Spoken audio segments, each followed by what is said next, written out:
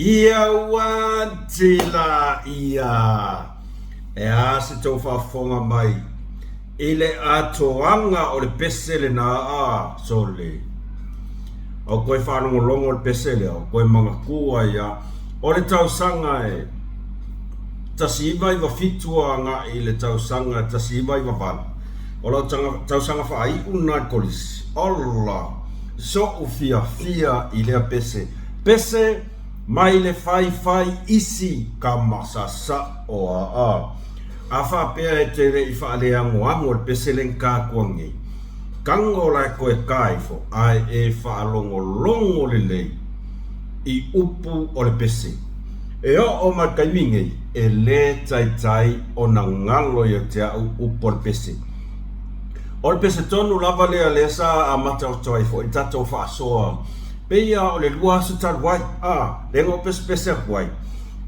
ai te o ngei le la fiafi wa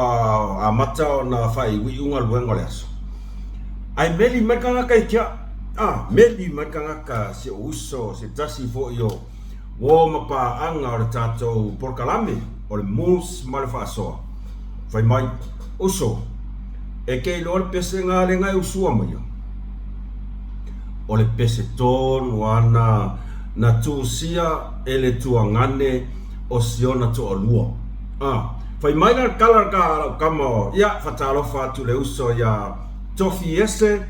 mafuta mai masiona to olua male ainga inai pango Amerika Samoa talo fai mai lau kamba sole e fia la vai mafuta mai tato fa soa ia fa fetai moli atu le nganga fa fetai ila o to lango ia va ai e ui ai no tato vala ma va i vasa au le ala vata te mafuta wa nga fo fa soa ne ave taxi wa tato to mafuta i fo ia malo pepese tofi ese fa mena kama wa ke ia le aso le fa ko le fa soa e vai ku la si o no fale tua ele ia posion tausile ila fa soa ala ke sua le pese wa si yo ala si tina fa mai sole o le pese le tu se si o tua ngani le wo usu me ka kale ia wa to va ai la le ngalo ia te u por pese o ka se matango fio le pese o le mena picosini o le si foi upu manga ia nga fai mai a foi e ui na tasolo ia le pa va ai o kwa wa solo pa o le mafai o le alofa ua atoa le pana tasolo ia e ui na ta iloa ai le I whaafiti ai le alofa ua ato oka se lo loko o upo nei pese ia kangona ia usu pese ngai isio ko lua tina matama ka oko al moenga mausu pese ia o ngā fo I pese o tātou toi whaalonglongai se ale sawo kama yo mai kaiminge ai apa o mai lo kama matutua lo ko ke va ko kau al fa pole alfa mai la sola wa musu le ngari ai nga ko usu mai au pese kama kua ya ke fa mai I'm sorry honey yo le nana to nau to suina mai le uso ya tofi ese mata ngo fiel si fonga fo yo le uso like ifo ma follow ile Facebook ale uso mafuta mai I pango America Samoa o le Facebook page tofi yese ngai kuwa ku lungo o le video ma lo fo ile le sau noa ia te o le uso ia mo moli tele atu alofa anga isio to lua vai ia sorry wow nga foila lo kango koe pese aku fo ngai pese o toi mana tua I fo ese o fale tua si ona tua ngane sa ia tu sia le nei pese mata ngo fi pe ngo fa ya o le iwa fiku le iwa vana ala ke a onga ese lo fia I le pese sole mo I lava o upu fe kau I le upu ma le fati o le pese va ai lai le o ma kaiminge le ai mangkua I longo fia le pese pele lo loto ke I fo ko fa apea mai foi fai mai foi o kala longo fia le pese pele lo loto ke fai aku ke koia inga lai pe ia fa ko ausu mai apea se pese fou I lo ma fau ke o ko fesiri mai pe ese me asa kupu ya no ele ai ma se me paula va o le pese ese lo fia ya moni lava ke vo ko così lima mai foi vai misi aqua le se kue di ave taxi da ko allora fatele atelo so ya tofi ese ya Manuia le tua mo le jolo fa anga musma fa so ma le taxi mai nei malaka milesi fa fitai foi molo si fonga mali ko kawo ko ya ko fa ile le afo fa ile ka len ngai fa nga kaki kala tu sinalo le pese belo mai lunga le YouTube makaukia ai masela o au lava pese na etusia ngai sa wale pingi mai lunga ki kala pingi mai lunga le YouTube ngai kari kongu le lauka le lope ke wa uma ngai afisio mai iskanga ka o fai mai pesena mo ya o le taleni aua nei manatu ma I le taleni so se taleni lava o le tu sitala o le tu pese o le kapi yang o le kaki kala o le kalama so se tu ai ngā taleni kasi alo fa longo ku lo fa lo sifo ka ngue pingi mai ngau pese lungo o le YouTube mo I lava pingi mai ngau pese lungo le YouTube pe kasi se pese le masinga ele fai ngofie o lo ke lo ele fai ngofie le mea ai kasi pese masinga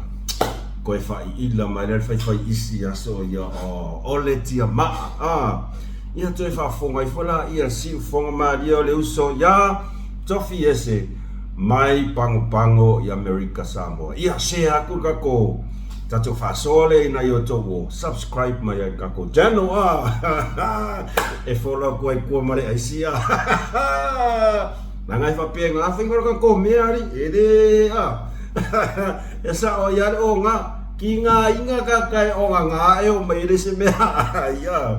ya ma lo la verso I fua ai ko sa lang ya ku la ka ko pese lang sao il kako waka pu il kako waka pu le ia se fai fo sina ata na yo tanto ta mama tina mati tua ta lo fai ma lo la verso I fua ele a ko se ku la oi ele a ko se mingu ke ka ko ka pu fa fonga mai Atalo fa il tato producer e fate poi la mamma final ben alle un tato fantastico poi la tutto un tato fisa farsa la ma il tato bucket of KFC, my goodness, another bucket of KFC. Dala. Oh dear. But hey, better than nothing.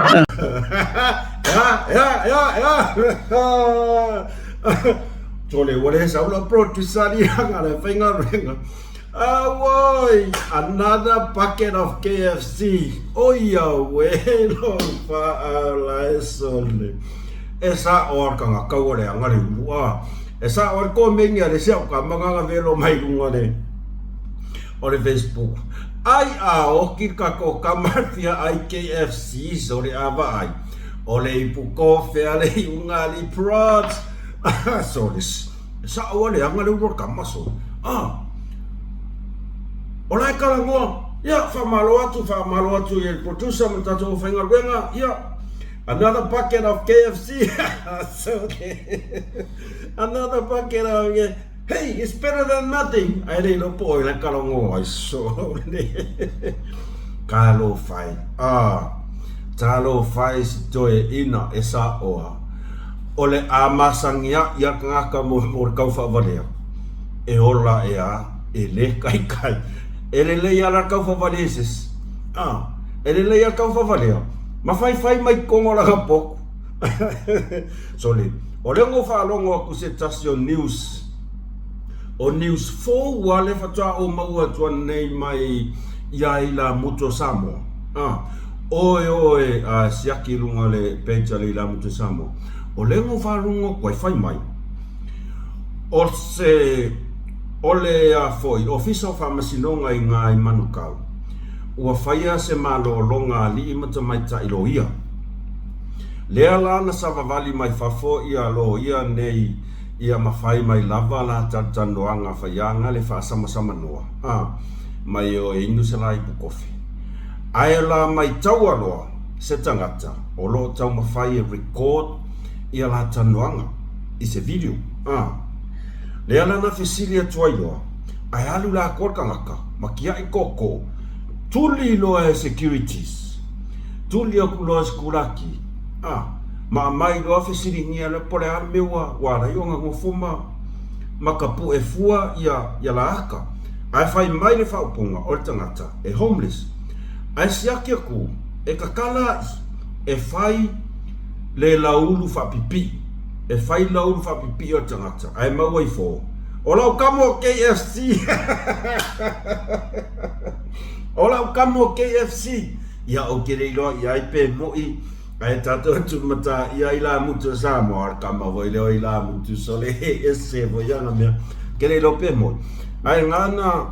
o te mau e tustu singa so se kala se fai aka ko kari kongo le anga makua ula kanga ka sole ka o ka sole kala ngoa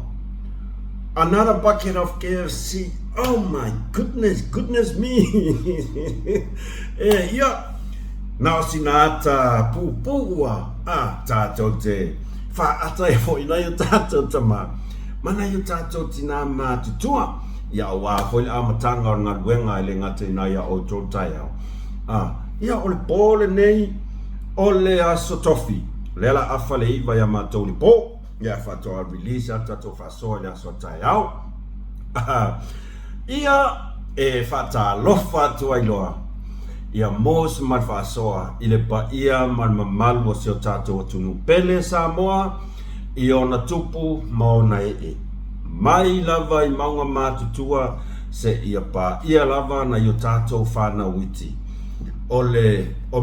pa anga masa ni lava le nei au nanga fatau waa po le fai ori ele o se tusitala ia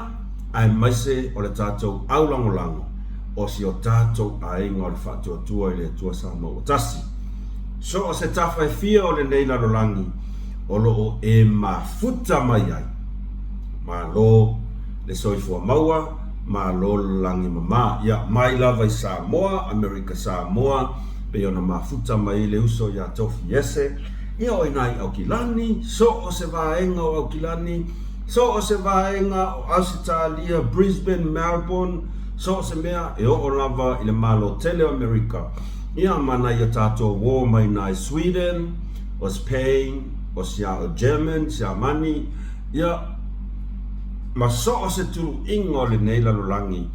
tau te mahua mai ai le whaasoa, asia tau ave taxi, po o mus man whaasoa.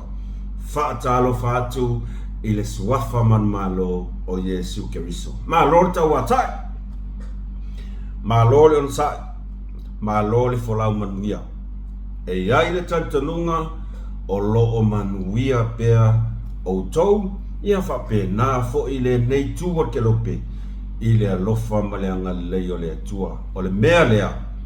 e ao ai lava ne o tātou whaafo i le vi inga man whaafta i le atua. Ia, o lea fo i o mau atu mana malama i si o mātou tu, o ka se pisi o le aso, o le vai aso pito sili lei o na pisi, ia e tūlanga o tā penpenanga. Sa aua i le aso ngafua a feleki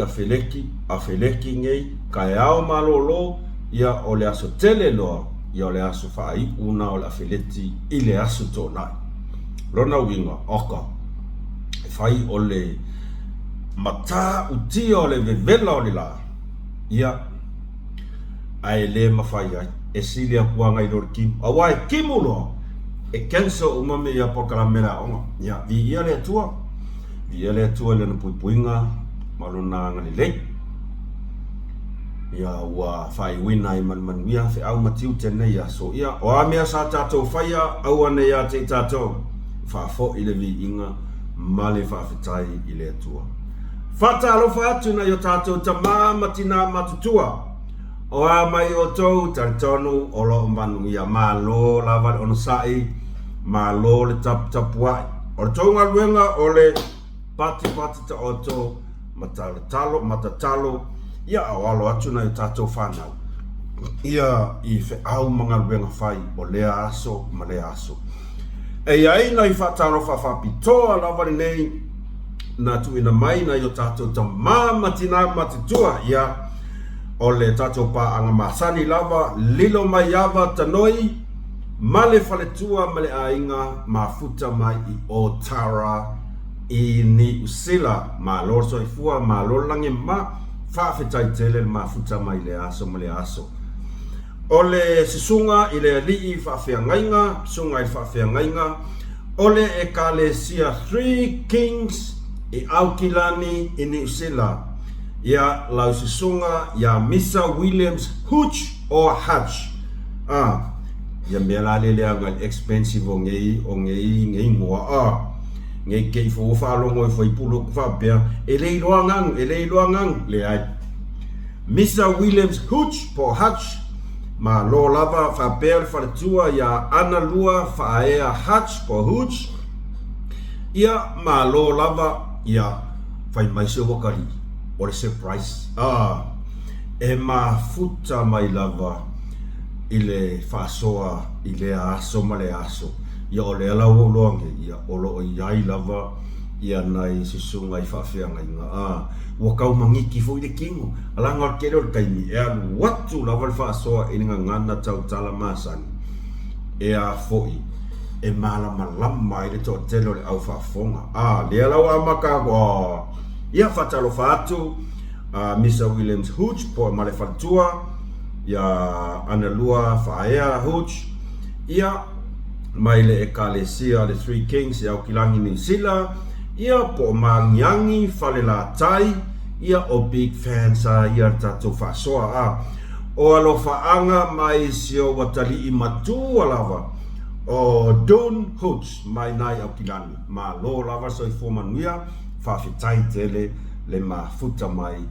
i le ave taxi po mus mal whasoa. Alo whaanga muli, ia o le tama, ia tafa mua ulu tama pua, mai Sandjuk i Australia, i Brisbane i Australia, ia po motaa, whale se la, masata puala, whawhitai, o te mai tau alawa le nei tama, i ana comments, e matango fianga comments ia ai sawai male mortua lalo tele ia o onga taua o te maua mai i Tamalia. Ia, tafa mua aulu tamapua mai Central Brisbane i Australia. Ia mua taam farse lam sa tupuala. Mo moli tele atu alo faanga mo oe male ainga whawhetai tele le mafuta mai. Ia mal whaatasi mai tato whasoa. Ia, e mo moli atu ai fo ia lo faanga le musu mal whasoa ina yo tato tamama tina matutua malava. Whapea ona avea lava le nei au nanga. Ia ma porkalame e a foi.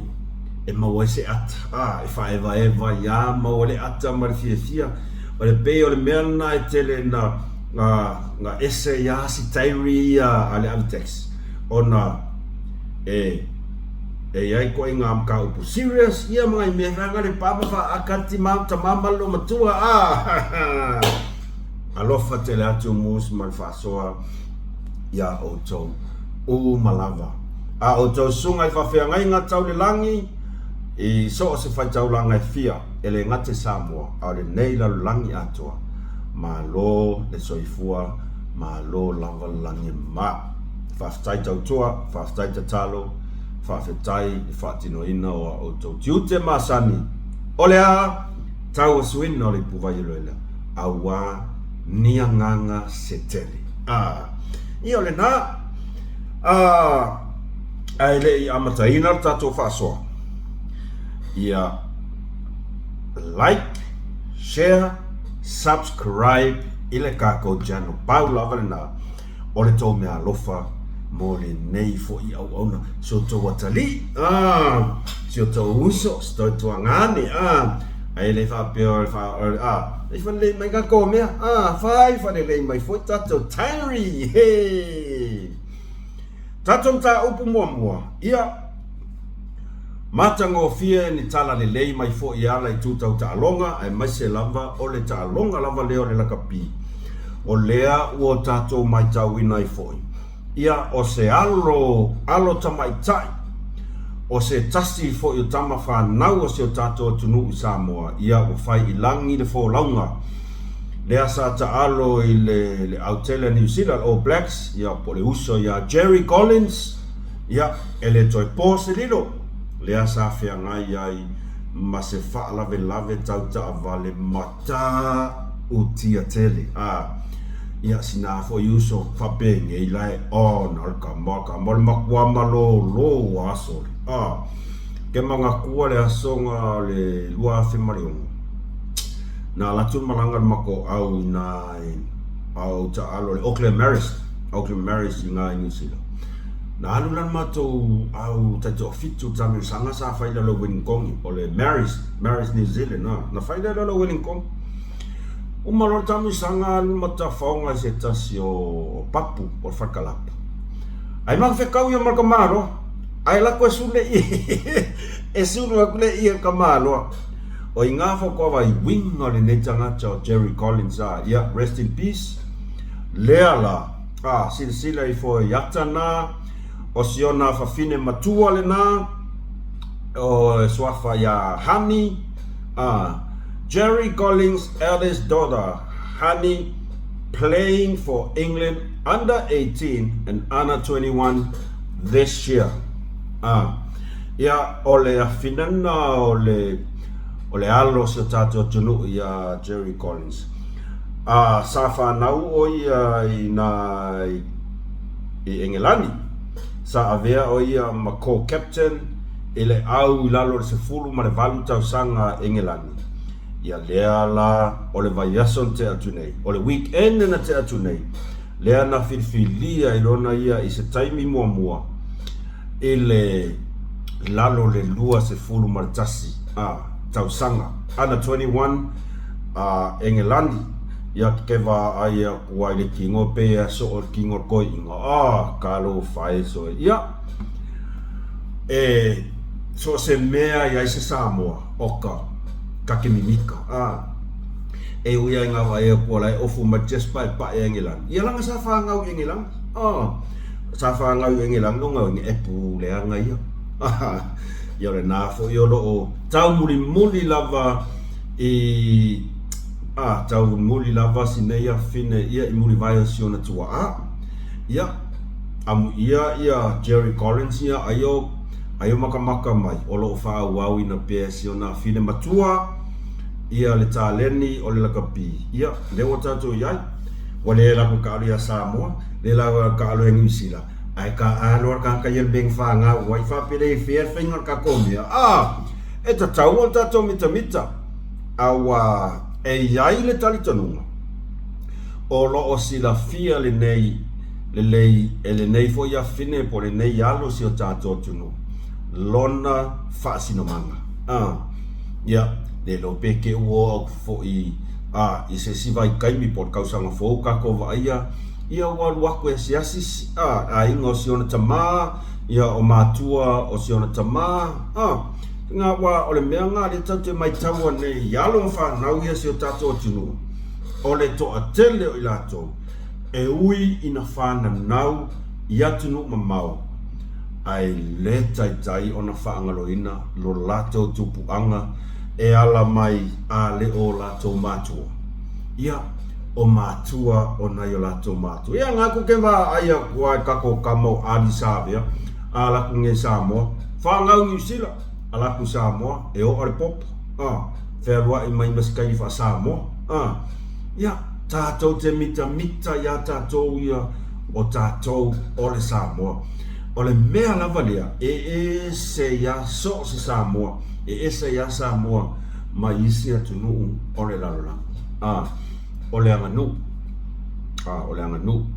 po fea lava te soifua ma e ola pena e whanau ne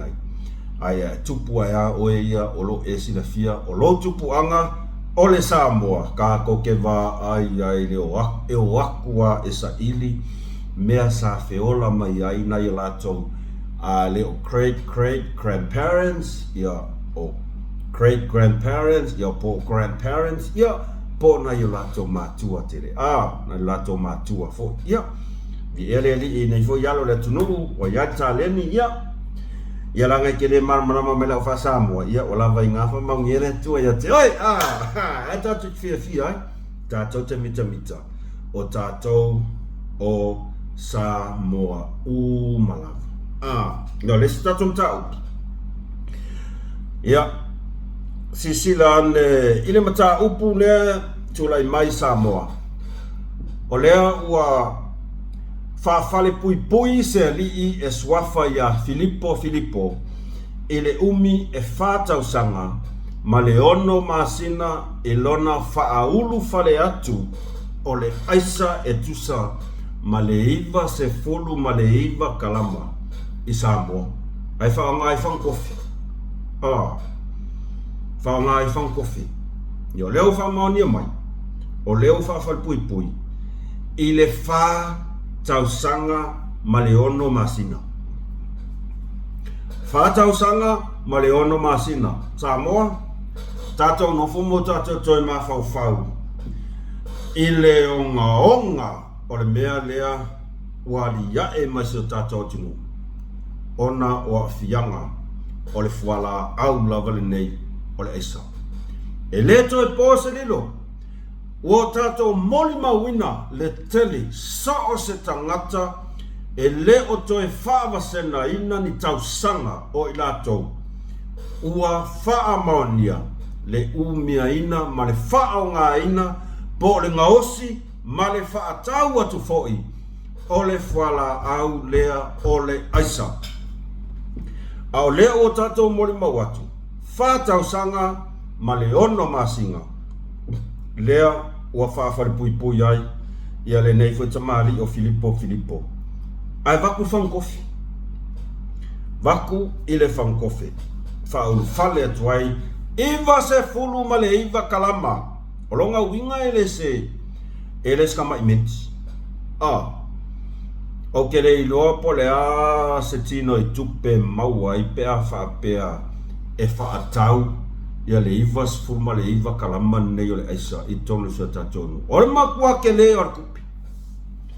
o lea o te nofu mo mawhauwhau ma o tu fesili pe o tala whea ngai le whaasalanga le ua ave i le tamali i lea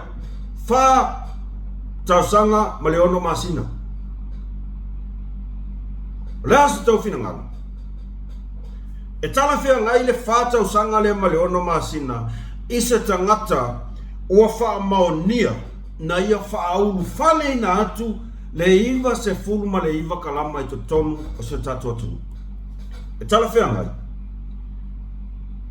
e lai kiki pe ua over whakausanga o au ke ofo ia ka ilo iai e se lanta ununga o le mea o ke le ilo iai po o iai ni tua inga ka unga le mea pe ai se a ua whaingi wa ia iwa suma iwa kalama e kauanga makua i sasa mai ai lunga kausanga e whaasala i ko inga kakawha pia po wa ko inga le kele malea o le mero le eisa so le o le mele i e kamwhai a kako kungu ori e whaikikia manga ngau e se le mea leo le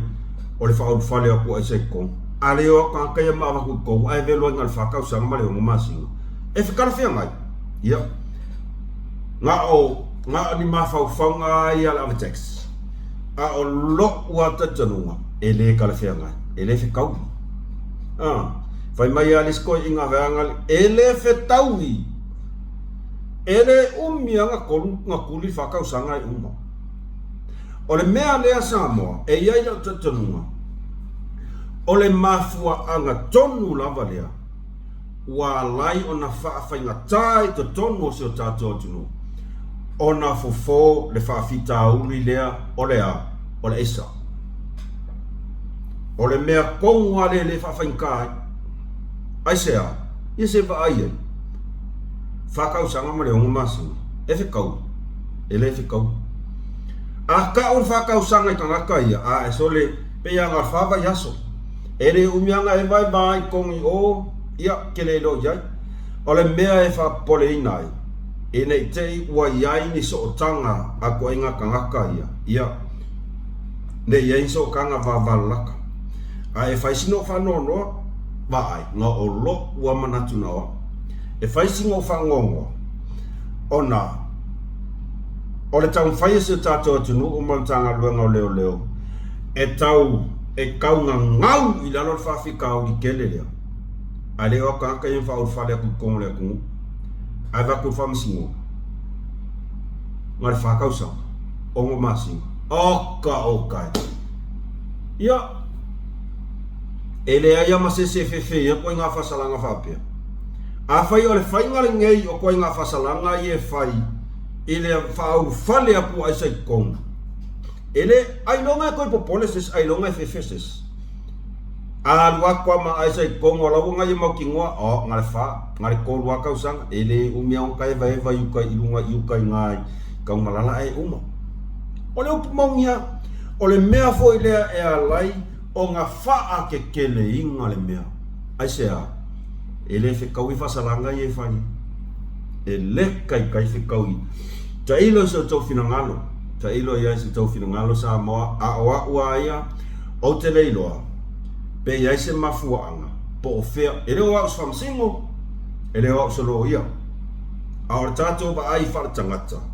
ele o ngā onga wa fianga o ngeiku ai ngā whala au whaasa inga sole e pe ia ngā opes pese apua au kako ba ai a fianga ka ngaka i le sala lau mai lunga upenga kwhailangi le afia meio ai sai ai mesa Amerika sole ai vai a moe pungo wa fa pe le skanga i le po a ko ala ku ala ngau la lupa ku ko ki a papa i le ulu au ala ku e moe ka ko sila ia fianga ale vai a ku pe ia o ke nei lope i inga mafuanga ua lai ona o le mea lea te tau ona toa sila toa ia tatau whainga malo ia a ula mai e te tau ona matua i sila to toa al whainga malo aua ngā o le pau lava le au wala e fo I ai whaafika ulilia. Ongi whaasalanga e makua I kou ai ka ngaka ia la kau ke whaia lea mio lea. O le whaasalanga, o ai a koe whiakango e whaile aisa, pe a maku lua se furu kausanga I kou le whaipui pui. Ai maisia nisi o mātua, ia o whaia onga. Whaia onga, makua I whamaongia o le unga li, e whaia onga le si deskolis, e whaia onga le si deskolis. Sira le afianga lea, a fia whanawa onga. Lo lato wola tupu a e mo lato wola tau mawhai, a lea ua whaangaka e ngei whaia onga. Kako se sira la iai I le onga le mea leo le esa. A lea mainga le whakausanga. E afo, e familia le ingor kangaka le, peia le whaakasi e o whaalongo le ingor kangaka le, ko inga wha morianga la waringi. A le vai a koe whakausanga ia, se waka le iloa le mea la kupu la whai se isi o tātou o tunu. Ai, au te tatalo a uia ia iai se taimi lata mai. E toi sila to to ale le iai. Ia le, se tātou whai ngā malo. Pe le ua ala ngā tatau. O ngā makua I whaapatata mai ai runga le mea. Whaapatata mai runga le mea ele se fulu lima lua spukausanga. Ngofo I whaipui pui e ngua masparola. A le pau wanga le fofo. A whai o le whainga leo kākou ngā le velo I ai whakausanga, kol kausanga, lima kausanga. So mai le au soe tali tonu mai le au tala lo te whai atu. Kau ke fiu. Kau ke fiu, kau ke pese. O le whakausanga pe o le mea fua I kama ia. O le whakausanga pe o le mea fua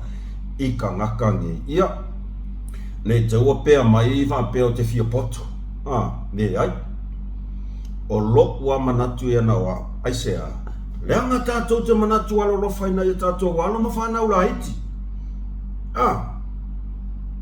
O leo makua I moli mau wa iai wha mau nginga mau kuku.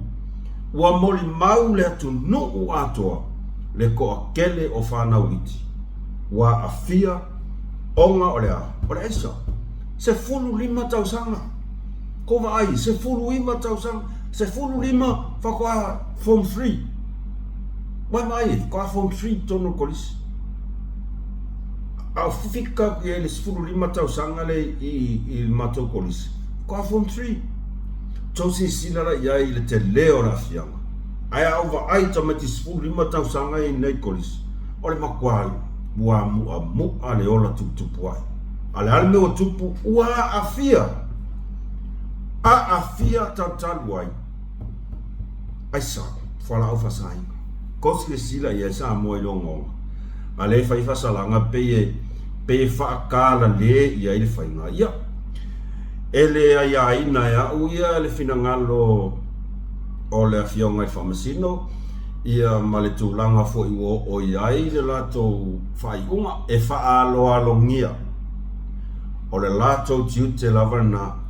ai ma ele ai se tūlanga fo I lea whapea o ke kango e whaalia koe sofia poko.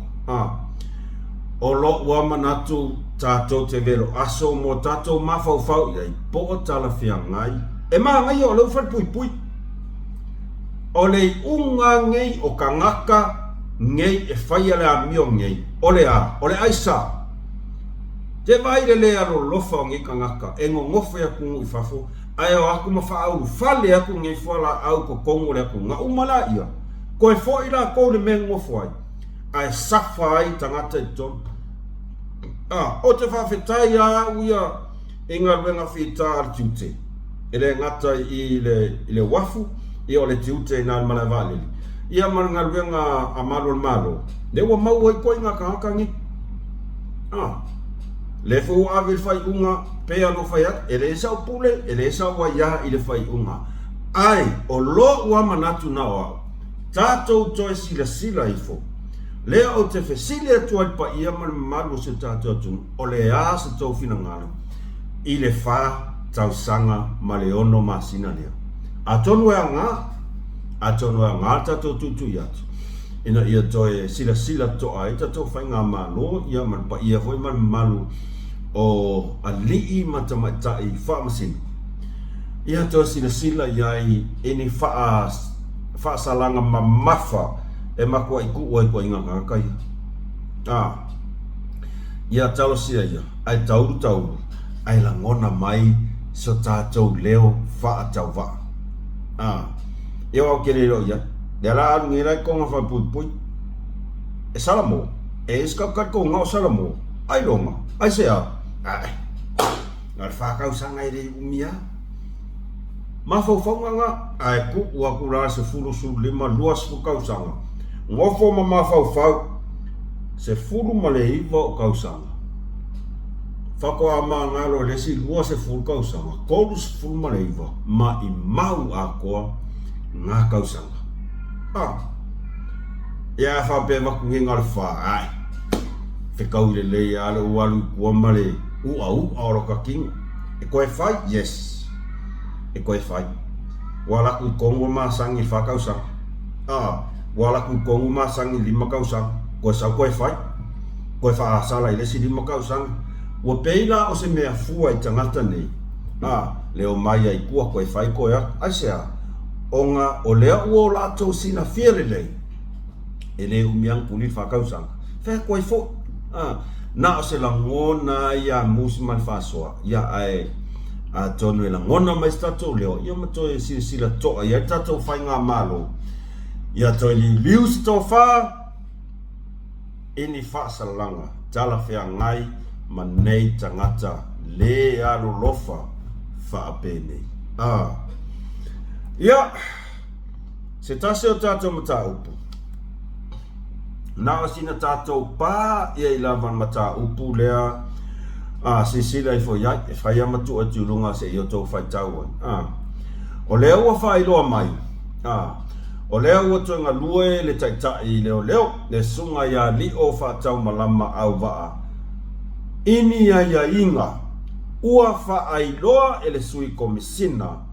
le sisunga ia le atau le sa Samuelu afa masanga e pei o le nofo va aia mose vai taimi probation ia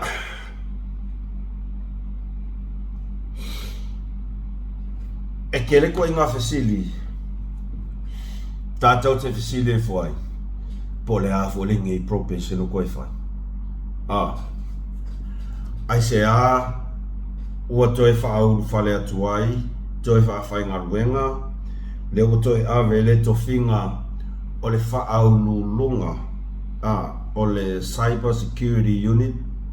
o ia le tai au le vai e kupe e tūlanga i o le whaanofo vava aia o le fesili ai sea e ai se mafuanga ua whai se leva tātou te le toe maua lava ia se whaatata noanga malana fionga i le komisina le tu maule iai ua wha ia si leva tātou te le toe mauia o ke le lopo tō mauia i o misi aka ika ai o sei tū e tala whea ngai maono mea pea whaapea e mawhai o na sau i lunga e whai mai sana sau noanga manino ia mawhaa malama mai ai le mamalu le tunu po le ale tu ai nga whaangofa wawa ia o whaangofa wawa ia i lana sunga i le malo e iai se mafuanga e iai se solitu la fono onga ale la sunga ia li o vatau malama sa ia solia se tu la fono na ia fasiotia se tangata na ia ngauia na ia whaiani awala whaalatua na ia whaiani mea ini winga elelea mani winga palpala ua alai ona iai le tūlanga leo whaanofu vavai ia o le fesili tele na ele ai ma se tatou o nofo ma se tati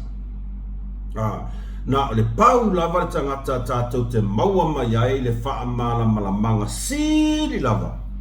na o lana fionga i le komisina le tu mau ai tarusia ai ese taimi la tamai se sa we fa mam la mai po ai tu ai nga ia wa o leo tato mo mau uma e mama le to fa ya li o fa tamalama le ai se solitu la fono e tasi lava na ia faia na le winga la utala wa manino mai fai unga fa masinonga lo na winga e pe fo linga mai ko inga mea yanga le kongel mo ai ule afa beka ngofu fe anga le ko e fa vasenga kongya le mo ai ule afa wa va ko fa kai kai ai ia tu ai nga vanga le no fo va ai ia ele mai lo pole ale umi le mai lo pole ale umi na la ai talo sia pe ia se taimi la tamai ia si o tatou whaalongolongo ma tō whaafonga atu ai foi. E se whaamala malamanga au ili lelei manino. Ia no tatou nofo mala malama ai foi la ia wa o mele wa ia fe le alulunga le i Facebook. Penga whaila. Wa saule kua lea, aluaku le kua lea, waku fesili, wa lei longa se mea. Kusa o le ua mai le au ke e mala au loko leanga. Fe mai e pi o fai unga. A lea foi ua atu ia le tu le langolangoina le malo ma tō fai ali. Lea ua amata no tatou siringia. Po le al mafua anga ua lai on nofu whaamba aia. O le ua mai a le unga whaamisinonga e mamana. A le ukoe e kele mea o le ua loa koe fai ngaluenga. Tō fia avea mata i tai o le cyber security unit. Ia ale utoe ave mai e inga. E nofo wawa ia. E leo mai loa tātou po leane umi. O le meana e fia mana malama i se tātou tinu aia. O a fia la ka kou whaangorongo. Ia talusia ia po kai au. Leanga iaunga. Le nofo mana malama se tātou tinu. Ia o le mea lea na inga tupu le vevesi. O le ai o ni wha mana malama. O le mea lea le kelinga kupu o le kele o kala. O leo mai ala au kau whaleanga loko leanga male au ke e whai mai kala. Ona o le ai o ni wha amara malamanga. Ia ila tau o lo o wha ulu iai. Lea matanga luenga ma lea matanga luenga. Ai mai se lava ili mata upu leua. O le mata upu fresh ale mea. O le makuai fresh ale mea mata upu lea tau whai ali o vatau malama. O leo talia ke le mai ai kala isi. Ale fo ko mai fe mai no fo va ia probation ele fo fa ko le fo ka ko oficina ko pe yai se mafu anga ele anga tato oficili e yai lo tato nunga le yai o le oficili e fia malama sau wala le kali e malama ole al mela tato ko e visi ai fo ko e fa yengi skala ia wa fa lo oficili polia ele mea fa ya ko e fo ea, o kou kau maua mai mero kou whai akua. O tau kou, kou pika pinga wenga mene whai akua leo taxi, whai akua i fo. Ia tato talia ia, o le mene i kako. Ngā ole, kakia mai. Usa ole ua, ole anganganga le wae. Kaimi ole hero pipi, blue corner. Tatia mai. O le mea ngā roi i kako. Ia tau sia ia e mawe mais taimi se i o tau whaafo fonga mo tau whaanongolongo i se tali manino mare mana malama ia lana fionga ele komisina le tumau tato mta upu mulmuli o tau mana tua voi Samoa peia o le lua so taluai sa o fa soa tuai i le tūlanga lea o lo fa manatu o le tua lalo ma le fa ma losi atu i le tatou alungolango o le fa tua le tua sa mo watasi ina ia mawa lo tau tatonunga ma ia awa lava nei fa se ina lava i tatou ile o sofa i mai ai. O le wakupu Samoa mo i lava o le wakupu. Le wakupu. O leo a maka o ngā whao ngā mai fake pages ia ia mea sa tutupu I tausanga o tuanai. Lea ua mai koe whaaliali mai lunga, kau mawhai, e whaaleanga I le wā o lea tamari, ma le au lango al whatua tua lea tua sa motasi, ma le vaenga wha upu whai. Sa o ala o kalaso. Kosi sila I fola I le aka lea. Le aka lea, o le ata lea, lea sa post mail au fake pictures, o le poli let's go, o fui maono tale le lei, a le fo vai aku foi, nga le saua, o meo kausang, ato si sila I fola, o le aso se fulu ma le ono I ulai, lua afe, lua se fulu ma le lima, a pelila me uni ulai, ele ile va ona mai a le whainga pālota. Le na tātou o whianga I tau sangante a tine a pelila. A pelila I po iungi le whainga pāloka. O le taimile nā, o lea o lo iai pēr le tamari I le ia tai o li seu, I tona hero pipi, ia, sao kako mori mau uma o esesi ale I ka iai. E o fo ia, nga makua I o ika fo iai, e le ngata, ele amatanga ele yo o le aso whainga pāloka e tele foi antu tu singa sa fai sa makua sa mala mai ele tamari antu tu singa e whaasanga ele ngata ele whaatotua ele tua sa motas ma le au lau le vā lea o le tausanga ua mawai o le taimi o le fresh kako kama e lei mantua foi o lona tausanga mua lava nei ma o lona taimi mua foi lea whatoa ofi mai ai to tonu I lea I upu whai o malo.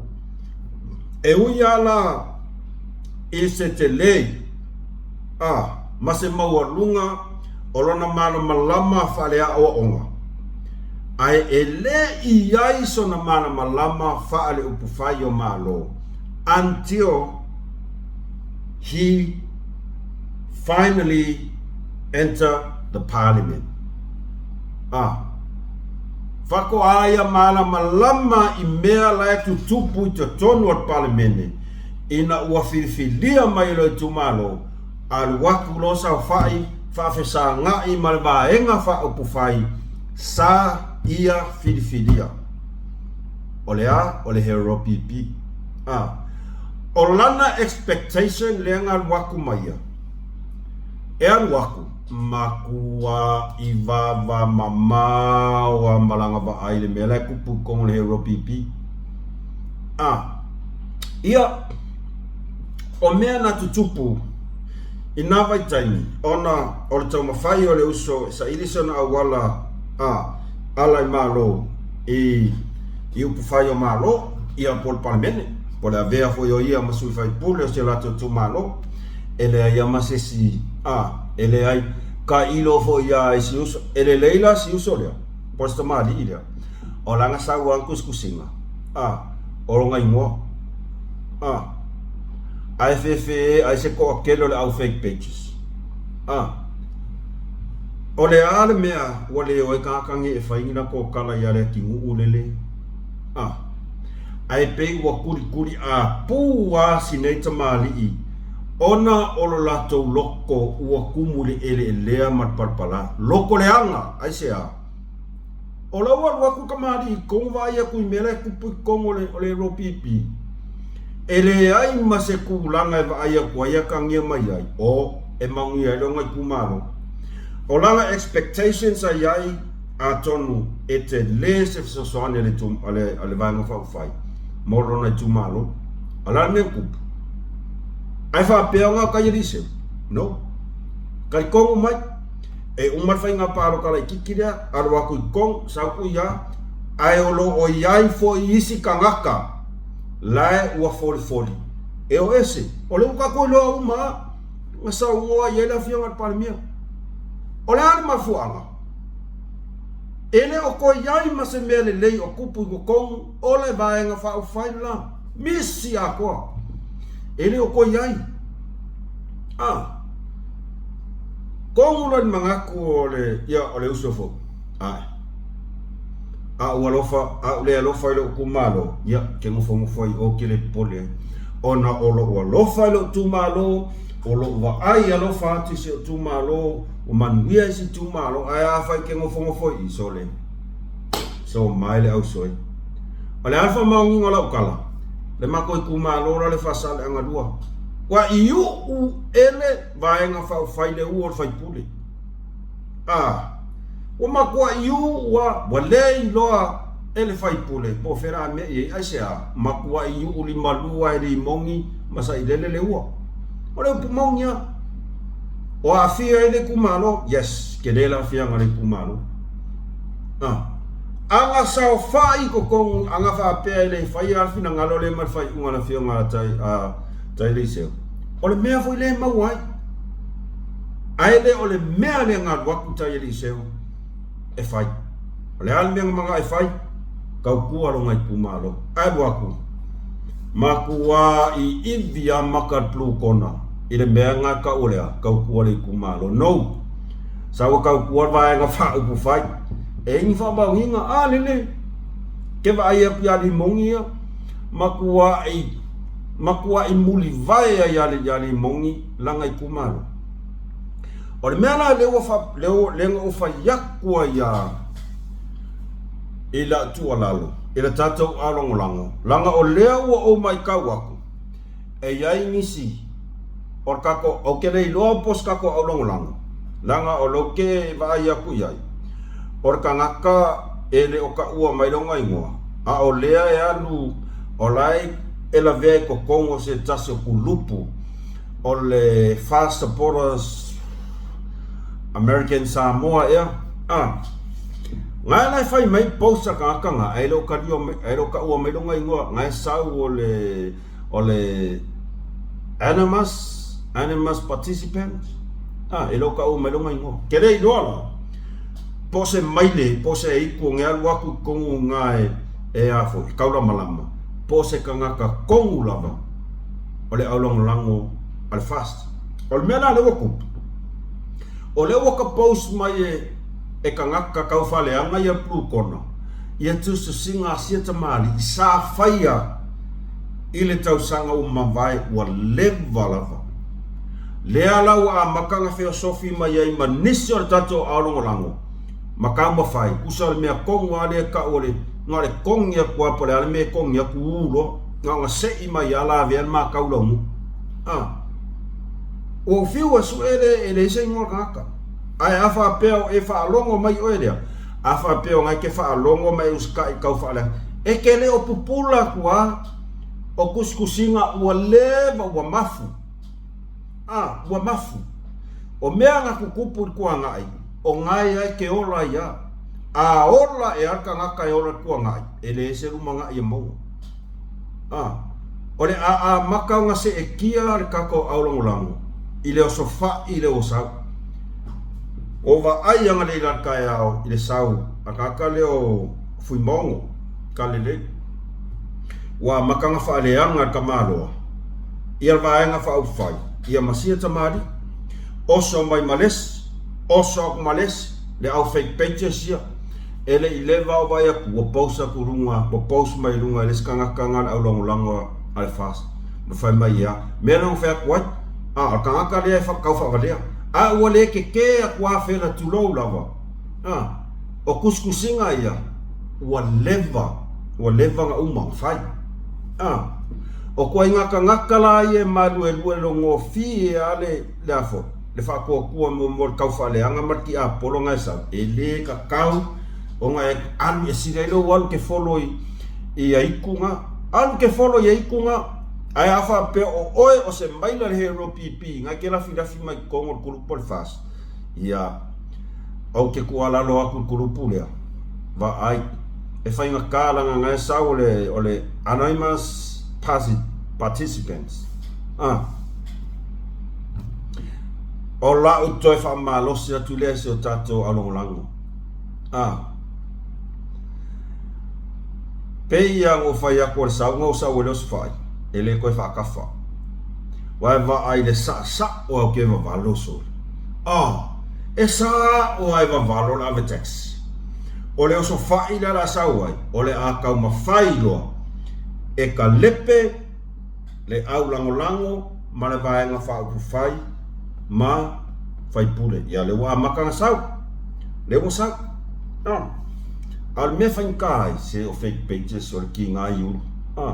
e le whapela o kaunku aku whapea se o mo fake pages le ai e mo i o fake pages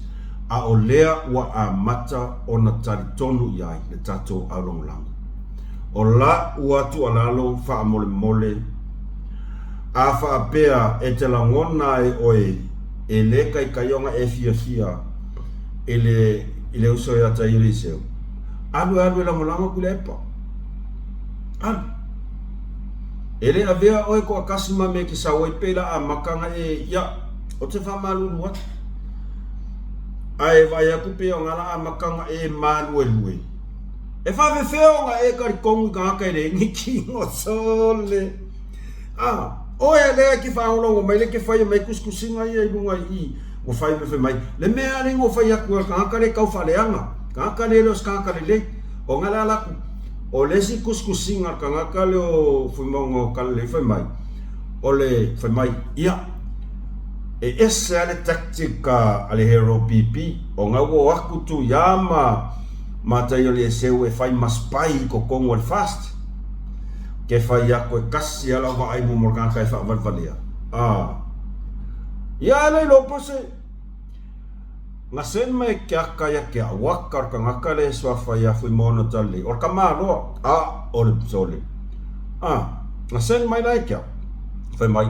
kai mi kongu le al farmasinonga sa mi farmasinonga le na to e tolo ai ai fai mai la o lai live le kangaka le o fui mono tali le or kamano kere irola se ko sila o ko sen mai aka nga lai ngo musu ko lunga ke u langa o kero mau kingo pe mo yo ka le ai fai mai na sima fine la nga fai mai la nga pu e mai ka nga sa mo farmasi mai aku lai live ka lo pu e lo mai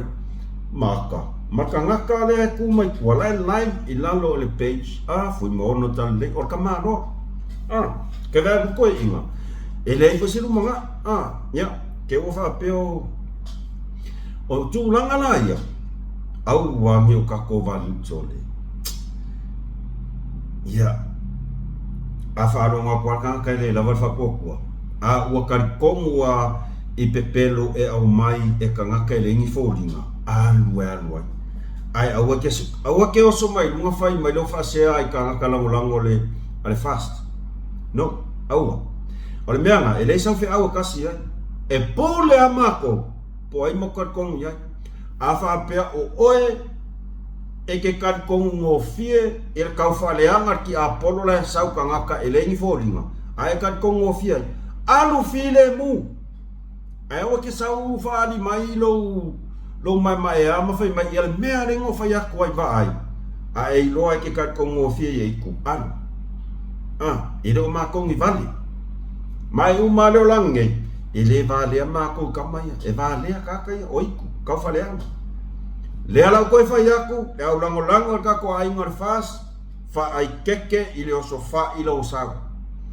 Le sa o ala kala le fai. O le mea lo kom fai ka ngei, fa le anga le ba o la auli, ma le au lango, ma le va nga fa fai. I o tato tutu ai to apel tai. Ma ia iai pelo tato tali tonunga. O le va nga fa pu fai le nei, ma le fai ngā mālo le nei ua tu la i mai taimi le nei. O le filifilinga a miotonu a le atua. A whapea lai ke re kari kongu filifilinga a le atua le filifili i le fai ngā mālo lea, ai e kari kongu kau whaasea ka ngaka nge re inkingo. Fai ngō fia, ngā lo kua i nunga kaonga eso ki ngā maka i lo sauko, au ke koe ba ai lo i lau paus le sau so mai lunga. E lo pe ke ulo whiroa i lo maspalau vale. Tu lou lava sa mo. A e le karikongu. O le fast na filfilia e le atua. A e ua e karikongu ile ki a polo le ua mai makangaka nge le ingi kingo a e kat kongo i kaonga ese ai o ki sau ki ngā maka ilo sau kuskusi mai ngā mia ma e fasea mai la long ku wa ia i fuole nata mari ia ya tai ilu seu ele ai maseso mako ele malama o ke malama sa over ai o le admelo e keiminge o futia o sora e fa pe ngā lor fi vai ai ia pa wale mea fale atatolu o kou fa longo aku le il kousui ko kasinga le osa le sa via mingska mau wale le pelo mau wale le ia le pelo o le wo ko kaulo ma fau ngo va ai aku le sikuskusinga nga sangu esa o le leia umma le lei por kalame atofa ya asiata e winga ile milionga le fa ka wa mea fali ele ika ua pe le mention ninga fatasi mai ele tofa ya asiata se ingoa ole company po le warehouse le ai ele ai o kokat kongula o karefe apsamu fako a mention mai ai asiata angafi fako a mention ai asiaka ngafi le ingoa ole warehouse inga ua mention mai ai e lau ki muia ke ia le maua le ai masisi Samoa oiloa po fia le warehouse e le ka ua mai asiaka mongi lamba e le ka ua langa o ke kau muli mo whanongo longo mka i afo e le pokalamea le tautai ai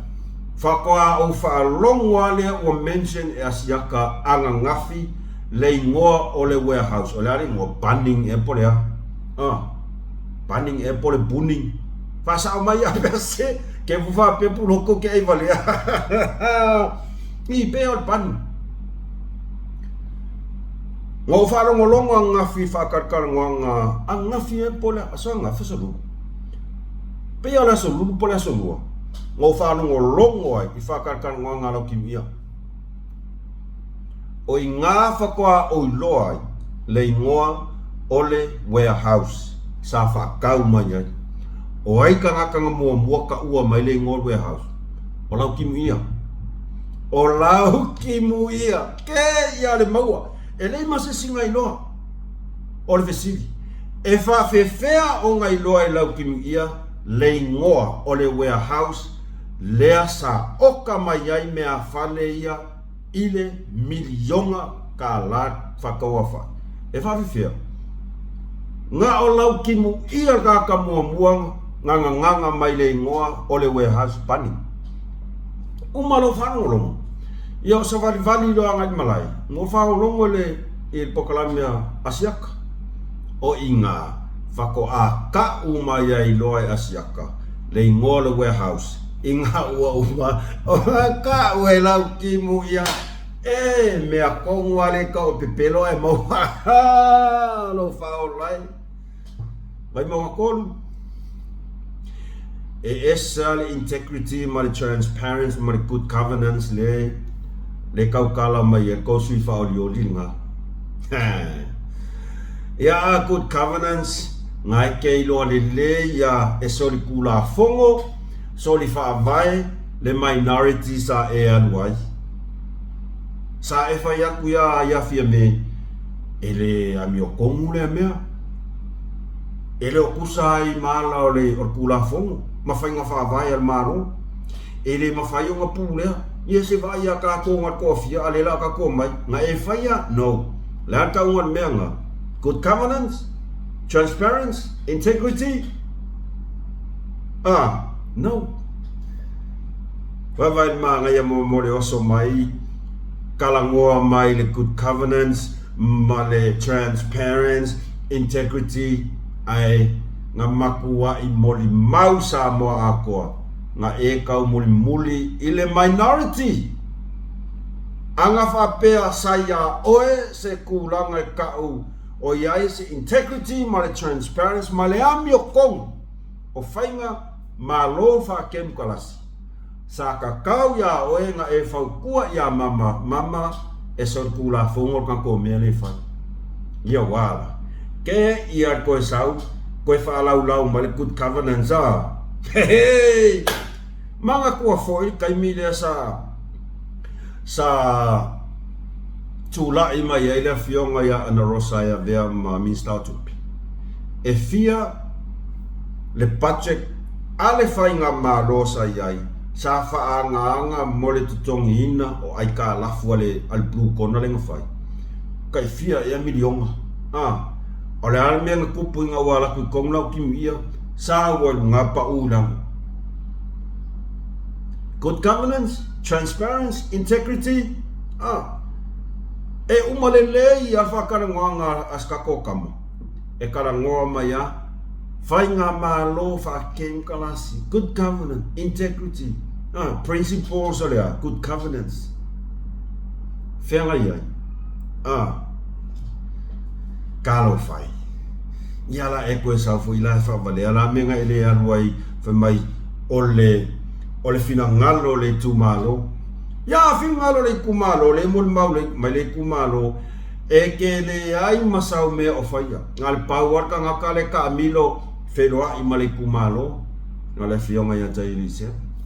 yo le foi sa ta to fa fo nga tu fa ta tanwanga e le tau ta ya i le ne yaso masetasi fo yo o sui fa o lioli tuto tas le fionga ya filimoni ya e matang o fia fula na ia forsanga ya mana ia foi tapenanga ai tato tapena aso tonai o le asa valia i loa se tato vaenga fa ufai le feiloa inga manuia tele le alo atu i fa moe la tonai manuia foi tofenga palota vai mongoton o le manuia o lo o yoto wa au o ke manga kua i arkala le sitoi ina na o tala lea talan fai mato fai fi au vai va ai le leva ke le ua fai langi folonga se tasio fa fea ngainga sio mato nu sa tau sinu ina ila fio anga mota ne o te ngona o sila fia umai ele au moka au lo fa fonga mai ia o fai langi ni folonga o fai si leva sunga ya Penyamina au manga ole anko kongu wa o si usole ya Penyamina le fo maliu i sa ve malu Penyamina mamia sa fa ya onga la inga o isa fai fe au sa tau sinu nga moka sa fa ya onga tono kolisi malua ya molo na nu inga moka e la kuala isa va il mokongo fa ya ngala e le ngale kia au ya tala jamait kan mina mo kera ai ko va ai le ke mangku alo lo ia o tala mo jamait fai lo lang kala nga fai mai o se tasio tama sionatali ole tupu wa ole nei tali sa matuai ave uma ya ma lo se sion tama e tausi ai eui ina le ai se tama ainga wa fai ilangi fo longa tina ai sa tausi mai nei tama siona tali eu ina matua maua na fai longa wa maua lunga ngaluenga wa maua la wa yese swinga tele siona tali wa maua meanga pe wa vai maua lalo sio tama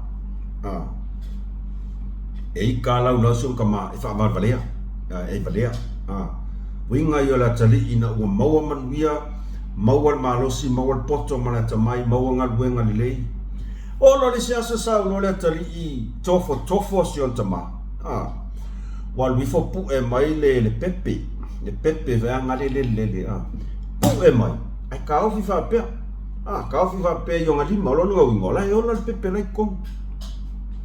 sa lo tama facilisionata ila se o ila tali facilisionata ma mai papa Cardi mai la facilita o le pepe le kongo lima makke mai la po pepe po ola ke maga kua le kala sia fai fi au make mai po ola po pepe kasi arkala arko inga ve mai san o le tadi o la ofisili o lo o yo lima a o fai aku ngei o ngai o le pepe wa e kango kape a o fai aku o ngai pe le pepe wa e kango fa sao o le tadi o la ofisili o nai lava yo lima e vai le mai kau yo ave taxi o le winga la fa matalanga vai maunga o le manuia o lo tumalo o lo o tou lava ao o lo o yo o tou lava ao ao to manna o e manuia le tumalo o lo o tou lava ao o le manuia male o le tumalo e le o sesi lava o lo yo to ao o le watula i meta to fainga malo o le asesi mesili o ai sesi la fia lu le hero pipi ngale la kwa wa uma e ya ngo fa yaku le foi la foi va manga kua mai ya wa vanu e le i uma pa e ingar ngai o le hero pipi mo i lava ele umar pa inga ngei wa follow hero pipi ya fia me mal vai nga wa ku ko akasi no fa online a kupura mea nga ko ko ngoi la ya sa o a pes perfecta la taxi de olla se fia wa valo ele kai ala wa valo mai fea Vavalo mai fea marang kamo KFC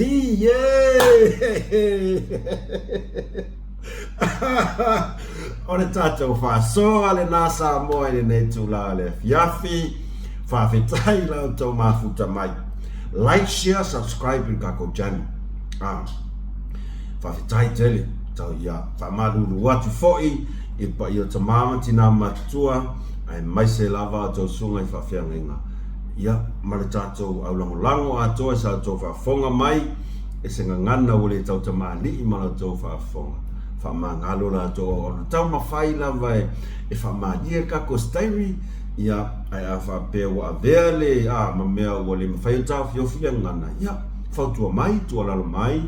e ma mai se o inga i la tax ai fa fetai la to mafuta mai tatou to i feloa i foi manuia tau wal manga uma masavalinga o tatou sava vali ai tatou whainga malanga ai mole taiminei mai a musi malwhasoa mai malaka i Malaysia alofa tele atu mo tau whasoifua